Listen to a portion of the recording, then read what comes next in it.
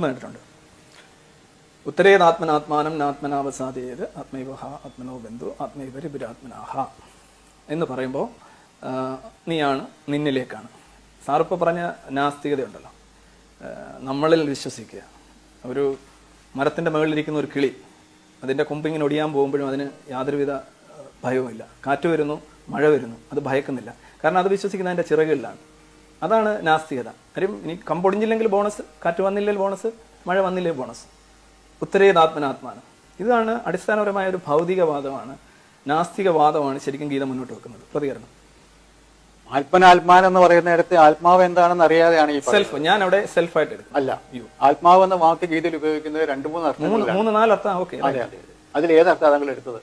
ഞാൻ എന്നുള്ളത് ഞാൻ പറയുന്ന ഒരു ഭാഷാപരമായ പ്രയോഗം. ഞാനെന്ന് പറയുമ്പോൾ അതിനകത്തിരിക്കുന്ന ആളെ എടുത്തോ, പുറത്തിരിക്കുന്ന ആളില്ലല്ലോ സർ. ടോട്ടാലിറ്റി എടുത്തോ? ടോട്ടാലിറ്റി എടുത്തു. അത് തന്നെയാണ് ശരി. അങ്ങനെയാണെങ്കിൽ ശ്രീകൃഷ്ണൻ ഒരു ആൾ ദൈവമാണോ?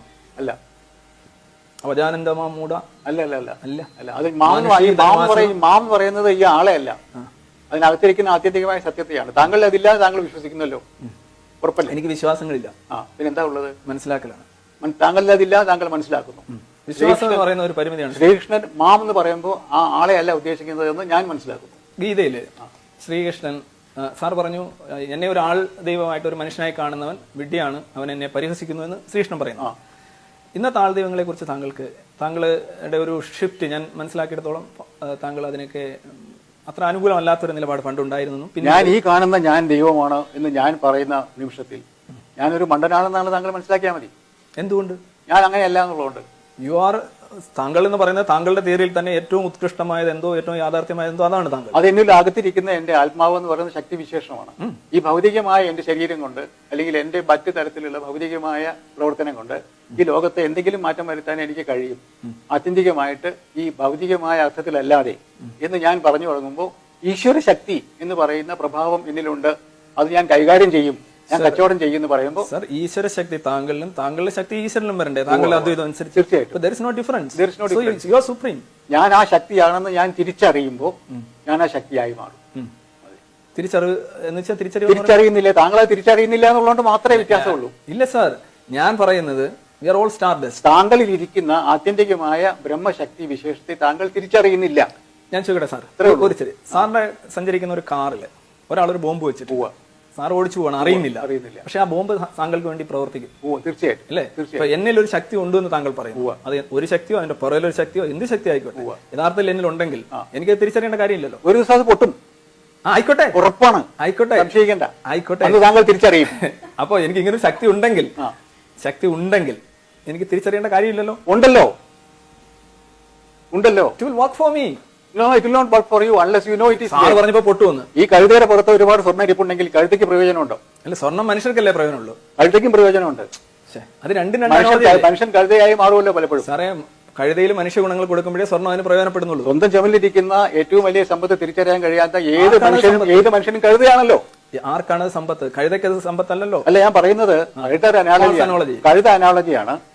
സ്വന്തം ചുമലിട്ടിരിക്കുന്ന അതിമഹത്തായ ഒരു യാഥാർത്ഥ്യം തന്റെ ആണ് എന്ന് തിരിച്ചറിയാൻ കഴിയാത്ത ഏത് മനുഷ്യനും കഴുതയല്ലേ. സാറ് തന്നെ പറയുന്നത് എന്റേതല്ല ഒന്നും, ഞാനെന്നും എന്റേന്നുള്ള ഭാവം പാടില്ല. സാറ് പറയുന്നപ്പോ എന്റേതാണെന്ന് തിരിച്ചറിയാം. തീർച്ചയായിട്ടും എന്റെ അല്ലല്ല എന്റെ എന്ന് പറയുന്ന വാക്കിന് ഒരർത്ഥമുള്ളൂ ധരിക്കരുത്.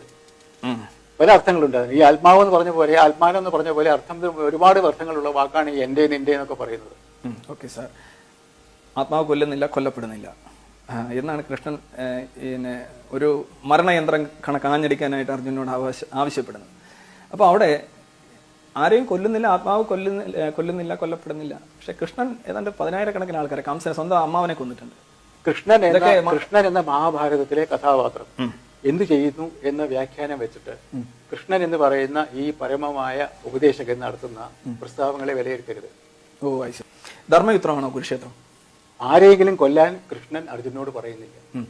പിന്നെ ആരോടാ പറയുന്നത്? ആകെ പറയുന്നത് ജഹിം ശത്രു മഹാബാഹോ, പരമമായ ശത്രുവിനെ നീ കൊല്ലുക അർജുന. രാഗദ്വേഷങ്ങൾ ആണ്. ശരി, വളരെ കൃത്യമായി. സാർ അവിടെ നിൽക്കുക. രാഗദ്വേഷം, കോപം, ഇതേ കണക്കുള്ള നമ്മളെ മോഡേൺ സിവിലൈസേഷനിൽ അത്ര അഭികാമ്യമല്ലെന്ന് കരുതുന്ന പല വികാരങ്ങളും പരിണാമ ചരിത്രം പരിശോധിച്ചു കഴിഞ്ഞാൽ നമ്മുടെ അതിജീവനത്തിന്റെ അടിസ്ഥാന സമവാക്യങ്ങളാണ്. രാഗദ്വേഷങ്ങളും അസൂയകളും ഇല്ലാതെ ഈ സ്പീഷീസ് ഇവിടെ ഉണ്ടാവുമായിരുന്നില്ല.